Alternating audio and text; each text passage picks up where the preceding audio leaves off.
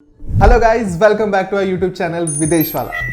Now in this video हम अब बहुत इंटरेस्टिंगली बात करने वाले हैं। हम क्या बात करने वाले हैं? हम बात करेंगे उन टॉप 15 क्वेश्चंस की जो स्टूडेंट्स को या फिर उन लोगों को होती है जो माल्टा जाना चाहते हैं। हाँ, ये वीडियो पूरा FAQ होने वाला है, आपके क्वेश्चंस और मेरे answers.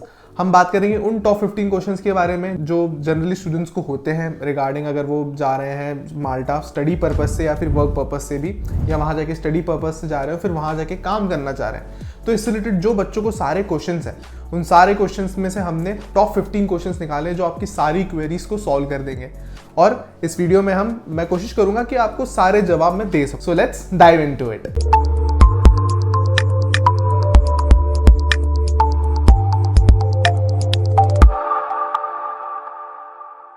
Now to start with, first question is what all personal expenses do I need to bear in the whole process? Now ये जो क्वेश्चन है ना, देखा जाए तो अब थोड़ा सा ट्रिकी है।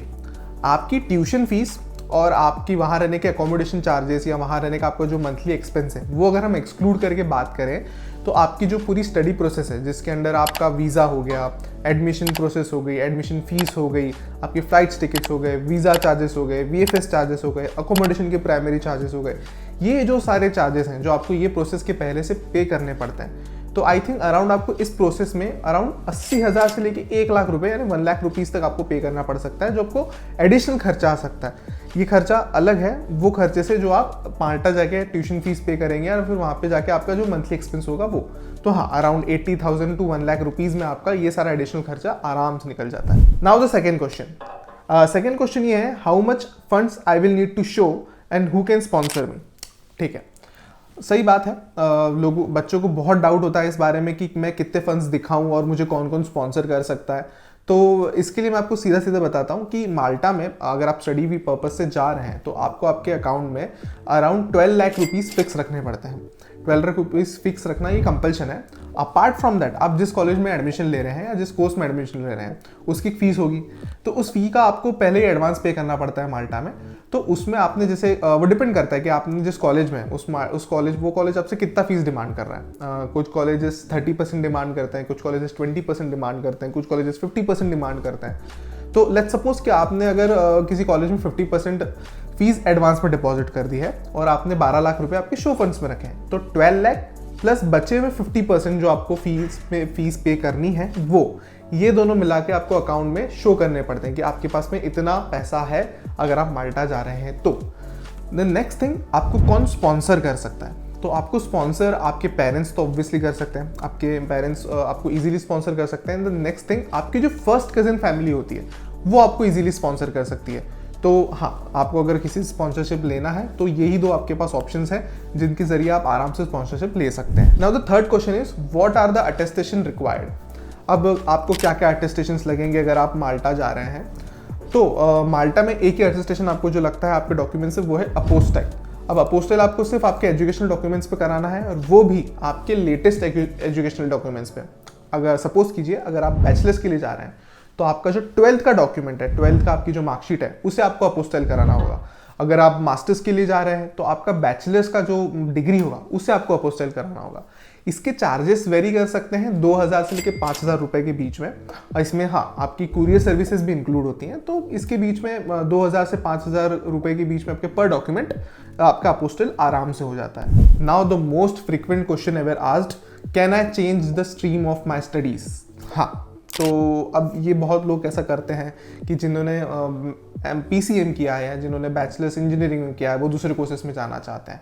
बहुत से लोग बच्चे अपना स्ट्रीम चेंज करना चाहते हैं अगर वो इंटरनेशनल अब्रॉड जाके पढ़ रहे हैं तो। सो माल्टा में ये पॉसिबल है क्या? तो माल्टा में ये पॉसिबल है। आप माल्टा में आपकी एजुकेशन स्ट्रीम चेंज कर सकते हैं, बट कैसे? यहाँ वही बात है जैसे हम इंडिया में करते हैं। इंडिया में किस तरह से अलाउड रहता है कि अगर आप PCM बैकग्राउंड से हैं, अगर आप टेक्निकल बैकग्राउंड से, अगर आप इंजीनियरिंग बैकग्राउंड से हैं तो आप किसी भी स्ट्रीम में इजीली जा सकते हैं। सेम यही माल्टा में भी सीन है। अगर आप टेक्निकल बैकग्राउंड से हैं, आपके पास में इंजीनियरिंग की डिग्री है या फिर आपके पास रिलेवेंट वर्क एक्सपीरियंस है टेक्निकल फील्ड का, और अगर आपने 12th अगर कर रखी है आपकी PCM में, तो आप किसी भी सब्जेक्ट में जा सकते हैं, whether it is in arts, humanities और commerce, in anywhere, even in hospitality management also. But हाँ, वहीं अगर दूसरी तरफ हम देखें कि जिन्होंने कॉमर्स में पढ़ाई करी है, जिनकी डिग्रीज कॉमर्स में है या जिनका 12th कॉमर्स में हुआ है, क्या वो इन टेक्निकल फील्ड्स में जा सकते हैं? वो तब पॉसिबल है जब आपने आपकी डिग्री के बाद में या आपकी बैचलर्स डिग्री के बाद में, आपकी 12th के बाद में आपने कोई जैसे डिप्लोमा कोर्स किया हो किसी टेक्निकल इशू में, लेट्स सपोज डाटा साइंस हो गया, तो उसमें आपने कोई डिप्लोमा कोर्स कर लिया और उसके अंदर आपके पास रिलेवेंट वर्क एक्सपीरियंस भी है 2 साल का, तो आप आपकी फील्ड माल्टा में चेंज कर सकते हैं। नेक्स्ट क्वेश्चन जो बच्चों को बहुत इंपॉर्टेंट लगता है, what will be the ROI if I study in Malta? देखो, आरओआई का बहुत सिंपल सा सीन है कि अगर आप देखेंगे कि आप माल्टा में कितना इन्वेस्ट करते हैं, तो इसे समझने के लिए आपको एक ब्रॉडर स्केल पे जाना पड़ेगा। हम एग्जांपल लेते हैं लेट्स सपोज जर्मनी का या नीदरलैंड्स का। अब जर्मनी और नीदरलैंड्स में जितनी ट्यूशन फीस लगती है उससे बहुत कम माल्टा में है, ये हम सब जानते हैं। सो अगर आप माल्टा से जैसे कुछ पढ़ाई करके बाहर आते हैं, आपने अगर माल्टा से मास्टर्स किया और आपको वहाँ पे जॉब लगती है, तो वहाँ पे आपको जॉब इजीली मिल जाती है और वहाँ पे आपके खर्चे भी कम है, क्योंकि माल्टा में स्टैंडर्ड ऑफ लिविंग बहुत हाई है बट कॉस्ट ऑफ लिविंग बहुत कम है। वहीं अगर हम बात करें जर्मनी या नीदरलैंड्स जैसे कंट्रीज़ की, यहाँ पे ट्यूशन फीस भी बहुत ज़्यादा है और आपको अगर जॉब लगती है उसके अकॉर्डिंगली, तो उसके बाद भी वहाँ पे कॉस्ट ऑफ लिविंग बहुत हाई है। तो आपका आरओआई जो है अगर आप लास्ट में कैलकुलेट करेंगे तो आपको माल्टा में ही काफ़ी बेनिफिशियल होता है, क्योंकि यहाँ पे आपको कॉस्ट ऑफ लिविंग कम लगती है, प्लस छोटी सी कंट्री है तो ज़्यादा खर्चे नहीं है, transportation and all facilities free हैं। अपार्ट फ्रॉम दैट 400 से 450 यूरोज़ में पर मंथ आपका खर्चा निकल जाता है और बहुत ईजीली अगर आप पार्ट टाइम करते हैं तो आपको 11 to 12 यूरोज़ आपको मिल जाते हैं। तो इस तरह से आप देखें, अगर कैलकुलेट करें टोटल, तो आपकी इवन कॉलेज फीस भी अगर आप इंक्लूड कर लेते हैं तो सारी चीज़ें मिलाकर माल्टा का ROI is very best compare to the rest of the European countries. Okay, 6th question, do I need to give any interview for any particular university to get the final admission? ठीक है, अब ये totally depend करता है आपके colleges पे, आपके university पे, प्लस आपके कोर्सेज पे, आप क्या कोर्स के लिए जाना चाहते हैं तो, और ये आपकी प्रोफाइल पे भी उतना ही डिपेंड करता है। लेट्स सपोज कि आप सिर्फ एमओआई बेसिस पे जाना चाहते हैं, आप आइल्स नहीं दे रहे हैं, तो ऐसे केसेस में क्या होता है ना, यूनिवर्सिटीज़ आपका एक इंटरव्यू लेती हैं बस ये चेक करने के लिए कि आपकी इंग्लिश प्रोफिशिएंसी कितनी अच्छी है, बस। उसके अलावा इस इंटरव्यू का कोई मोटिव नहीं होता है। सेकेंड थिंग, अगर हम टेस्ट की बात करें तो टेस्ट लिए जाते हैं उस चीज़ में कि अगर आप बहुत ज़्यादा टेक्निकल फील्ड में जा रहे हैं, अगर बहुत टेक्निकल कोर्स है आपका, तो आपका एक टेस्ट लिया जाता है पहले कि आपको ऑलरेडी उस टेक्निकल फील्ड की कितनी नॉलेज है। और इसमें भी बहुत ज़्यादा डरने की बात नहीं है, क्योंकि माल्टीज़ जो जितनी भी यूनिवर्सिटीज़ हैं माल्टा की, वो सारी आपको इंटरव्यू के लिए 2-2 चांसेस देती हैं। तो अगर आपका एक इंटरव्यू नहीं भी हुआ तो आपके पास चांस होता है सेकंड इंटरव्यू में बेस्ट परफॉर्म करके उसको क्रैक करने का। Okay, the 7th question, can I apply for the masters degree if I already have a masters degree? Of course you can apply for masters degree. ये बहुत ही simple सा जवाब था इस क्वेश्चन का, इसमें कोई दिक्कत नहीं है। अगर आपके पास ऑलरेडी बैचलर्स भी डिग्री है और आप वापस से बैचलर्स करने जाना चाहते हैं तो आप आराम से माल्टा जा सकते हैं। सेम फॉर द मास्टर्स, अगर आपके पास में मास्टर्स है और आप मास्टर्स के लिए जाना चाहते हैं तो भी आप माल्टा जा सकते हैं। Nothing complicated in that. The 8th question, how to apply for TRC? Now सबसे पहले TRC होता क्या है? TRC means temporary residence permit और सर्टिफिकेट। अब ये आपको अप्लाई कैसे करना होता है? तो इसके लिए सबसे पहला स्टेप जो है, जब आप वीज़ा के लिए, माल्टा वीज़ा के लिए अप्लाई करते हैं तो आपको लॉन्ग स्टे वीज़ा के लिए अप्लाई करना है।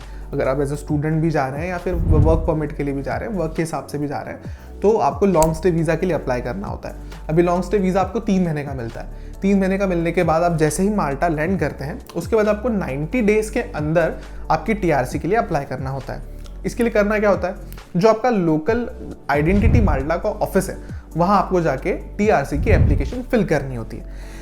वर्क के केसेस में, अगर आप वर्क परमिट के लिए जा रहे हैं, वहाँ पे आप काम के सिलसिले में जा रहे हैं, तो उस केस में तो आपका एम्प्लॉयर ही आपकी TRC की सारी जो जितनी भी प्रोसेस है वो कंप्लीट कर देता है। बट अगर आप एज ए स्टूडेंट जा रहे हैं तो आपको ये सारी प्रोसेस खुद से करनी पड़ सकती है। तो आपको क्या करना है, जो उनका ऑफिस है आइडेंटिटी माल्टा, वहाँ जाना है। वहाँ जाके आपको आपके सारे डॉक्यूमेंट्स सबमिट करने हैं। तो यहाँ पे आपको क्या क्या डॉक्यूमेंट्स देने पड़ेंगे? सबसे पहले आपके सारे एजुकेशनल डॉक्यूमेंट्स, आपके फाइनेंशियल डॉक्यूमेंट्स, आपके बैंक स्टेटमेंट्स और आपके अकाउंट में कितना पैसा है। अब ये पैसा आपको शो करना पड़ेगा वापस से। ये वही पैसा है जो आपने स्टार्टिंग में वीज़ा लेने के टाइम पे शो किया था, यानी 12 लाख रुपए आपको फिर से शो करने पड़ेंगे। सो हम रिकमेंड करते हैं कि आप वो एक बार जो पैसा आपने अकाउंट में डाल रखा है वो वैसा का वैसा रखें, अनटिल अनलेस जब तक आपको टीआरसी नहीं मिल जाता, तो वो पैसा आपको दिखाना पड़ेगा, आपके फाइनेंशियल डॉक्यूमेंट्स दिखाने पड़ेंगे। उसके बाद आपका पासपोर्ट, आपका वीज़ा, इसके बाद में आपका अकोमोडेशन प्रूफ कि आप कहाँ रह रहे हैं, आपके पास में रहने की जगह है तो आपको अकोमोडेशन प्रूफ दिखाना पड़ता है। उसके बाद आपका कॉलेज का एक्सेप्टेंस लेटर, और अगर कॉलेज से आपको परमिशन मिली हुई है कि आप पार्ट टाइम कर सकते हैं तो उसका एनओसी सर्टिफिकेट वगैरह और 2-3 एडिशनल डॉक्यूमेंट्स हो सकते हैं। अब इतने डॉक्यूमेंट्स आप सबमिट करेंगे, एप्लीकेशन सबमिट करेंगे, इसके बाद में आपको टीआरसी जिनको ऑफिस होता है आइडेंटिटी माल्टा, वहाँ से आपको एक ब्लू पेपर मिलता है। तो ये ब्लू पेपर क्या होता है? ये ब्लू पेपर आपका टेम्पररी एक परमिशन होती है कि आप जब तक आपका टीआरसी अप्रूव नहीं होता तब तक आप इसके बेसिस में वहाँ रह सकते हैं। अब ये वैलिड होता है 2 महीने के लिए, क्योंकि 2 महीने के अंदर आपका टीआरसी अप्रूव होकर आपको मिल जाता है। इसका प्रोसेस क्या होता है? आपको जैसे आपका टीआरसी अप्रूव होता है तो आपको डायरेक्ट मैसेज आ जाता है या तो आपके ईमेल पे आपका टीआरसी मिल जाता है, और एक बार आपके पास टीआरसी मिल गया तो आप 1 साल के लिए आराम से वहाँ पे रह सकते हैं। अगले साल फिर से आपको आपका टीआरसी अप्लाई करना होता है, रिन्यू कराना होता है, और फिर आपको हर साल मतलब अप्लाई करते रहना पड़ता है। Now the most frequent question, how to get part time jobs in Malta. अब माल्टा में पार्ट टाइम जॉब्स आप कैसे अप्लाई कर सकते हैं? देखिए, it is very easy, but हाँ उसके लिए भी कुछ एक प्रोसेस है। आप वो प्रोसेस अगर सही से फॉलो कर लेंगे तो आपको ईजिली पार्ट टाइम जॉब्स मिल जाते हैं। फर्स्ट आपको क्या करना होता है, आइडेंटिटी माल्टा का जो ऑफिस होता है वहाँ से आपको आपका टैक्स नंबर जनरेट कराना होता है। ये टैक्स नंबर यानी जैसे हमारा पैन कार्ड होता है इंडिया में, वैसे वहाँ का टैक्स नंबर होता है, तो आपको वो टैक्स नंबर जनरेट कराना होता है। उसके बाद आपको जॉब प्लस पोर्टल, ये माल्टा का एक पोर्टल है जहाँ पे सारे जितने भी पार्ट टाइम जॉब्स और जितने भी जॉब्स की वो सारी है वहाँ पे रजिस्ट्रेशन करने पड़ते हैं, इंटरनेशनल जो लोग वहाँ के रह रहे हैं उनके लिए। तो आपको जॉब प्लस पोर्टल पे जाके अपना रजिस्ट्रेशन करना होता है। आप जॉब प्लस पोर्टल पे रजिस्ट्रेशन करेंगे, अपना टैक्स नंबर जनरेट करेंगे, इसके बाद अपने सारे डॉक्यूमेंट्स आप उस पोर्टल पे सबमिट करेंगे। तो इन डॉक्यूमेंट्स पे अगर आप स्टूडेंट हैं तो आपको क्या क्या सबमिट करना पड़ेगा? सबसे पहले आपके सारे एजुकेशनल डॉक्यूमेंट्स, फिर से आपके सारे फाइनेंशियल डॉक्यूमेंट्स, आपका वीज़ा, आपका पासपोर्ट आपको उस पर सबमिट करना पड़ेगा। अपार्ट फ्रॉम दैट आपकी कॉलेज की तरफ से एनओसी कि आपका कॉलेज आपको परमिट कर रहा है कि आप पार्ट टाइम काम कर सकते हैं। तो ये डिपेंड करता है उस बात पे कि आपका क्या कोर्स है। एंड सपोज आपके यूनिवर्सिटी में आपका जो कोर्स है उसकी क्लासेस हफ्ते में से 5 दिन लगती है, तो उस अकॉर्डिंग ही आपको पार्ट टाइम वहाँ पे मिलेगा। ये एक बहुत बड़ा फैक्टर है स्टूडेंट्स के लिए। अगर आप माल्टा में पार्ट टाइम जॉब ढूंढ रहे हैं तो डिपेंड करता है आपके कोर्स पे। अगर सपोज हफ्ते में आपकी 3 दिन क्लास है तो आपको उस अकॉर्डिंग वहाँ पे पार्ट टाइम मिल जाएगा। The next thing, the most important thing, English. बहुत से लोग कंप्लेन करते हैं कि उनको पार्ट टाइम नहीं मिल पा रहा, तो उसका रीज़न ये है कि आप इंग्लिश में फ्लुएंट नहीं है या तो फिर आपका स्किल सेट बहुत ज़्यादा ही ऑफ ट्रैक है। ये 2 रीज़न होते हैं आपको कोई भी पार्ट टाइम ना मिलने के। तो मेक श्योर आप आपके स्किल सेट के हिसाब से पार्ट टाइम ढूंढें। एंड सेकेंड थिंग, आप इंग्लिश में not so much fluent, but हाँ आपकी इंग्लिश इतनी होनी चाहिए कि आप कम्युनिकेशन आराम से कर सकें, बेसिक कम्युनिकेशन आराम से कर सकें। तो ये 2 चीज़ें भी उतनी ही इंपॉर्टेंट है। इसके अलावा अगर आप एज ए फ्रेशर अप्लाई कर रहे हैं तो आप आराम से 6 to 7 यूरोस पर आवर कमा सकते हैं। अपार्ट फ्रॉम दैट अगर आपके पास एक्सपीरियंस है तो you can easily earn up to 11 to 12 euros per hour. Now the 10th question and the most important question, what are the common mistakes that can lead to the visa rejection. हाँ, तो अब हम बात करेंगे उन common mistakes की जो सब करते हैं जिसके कारण उनका वीज़ा रिजेक्ट हो जाता है। तो फर्स्ट पॉइंट इज, आपको क्या करना है, आप जो एप्लीकेशन फॉर्म सबमिट कर रहे हैं वीज़ा के लिए उसमें जो आप डॉक्यूमेंट्स की डिटेल भरते हैं और अपनी जो पर्सनल डिटेल्स भरते हैं वो एग्जैक्टली मैच करनी चाहिए आप जो डॉक्यूमेंट सबमिट कर रहे हैं उनसे। ऐसा नहीं कर सकते कि आपके डॉक्यूमेंट में आपका नाम कुछ और है और वीज़ा एप्लीकेशन में आपका नाम कुछ और लिख रहे हैं। ये गलती नहीं करनी है, यहीं पे आपका वीज़ा रिजेक्ट हो जाएगा। तो मेक श्योर आप जो डॉक्यूमेंट्स दे रहे हैं और जो एप्लीकेशन में इंफॉर्मेशन दे रहे हैं वो दोनों सेम होनी चाहिए। अपार्ट फ्रॉम दैट आपको कंट्री स्पेसिफिक चेकलिस्ट के अकॉर्डिंग ही डॉक्यूमेंट बनाने हैं।